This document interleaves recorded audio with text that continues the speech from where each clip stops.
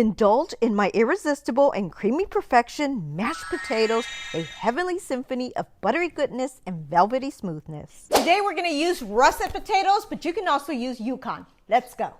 I'm going to be using 6 potatoes, but to give you a better idea, let's weigh them. These are coming in at 2 pounds, 11.8 ounces.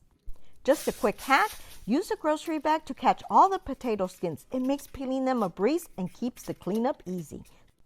Rinse the potatoes thoroughly to remove any excess dirt. It's important to have clean potatoes for our mashed potatoes. Once clean, we'll cut the potatoes into similar sized pieces. This ensures that they cook evenly. Transfer your potatoes to a pot of water. Make sure the water level is sufficient to cover the potatoes. Cook potatoes until fork tender. For me, it usually takes about 35 minutes on medium-high heat or a number 7-8 setting. While the potatoes are cooking, let's prep a few ingredients. I have some fresh chives here, but you can also use dill or green onions if you prefer. I'll give these chives a quick chop. Next, I'm going to mince 2 garlic cloves using a garlic press. If you don't have one, you can find a link in the description below, along with other items I like to use. Let's check on our potatoes. They are fork tender and ready to be drained.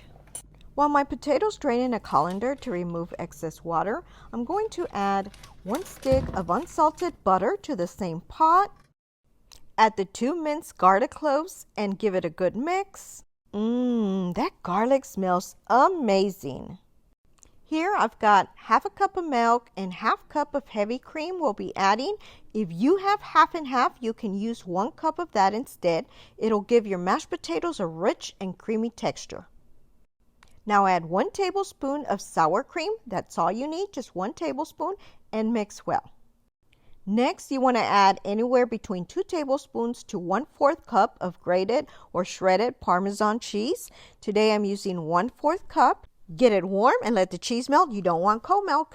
Now we can add our potatoes. If you're unsure about the potato to liquid ratio, you can pour the milk mixture into a separate cup first, then gradually pour it into the pot while mashing the potatoes until you reach a desired consistency. Add some salt and pepper, and this is to your taste.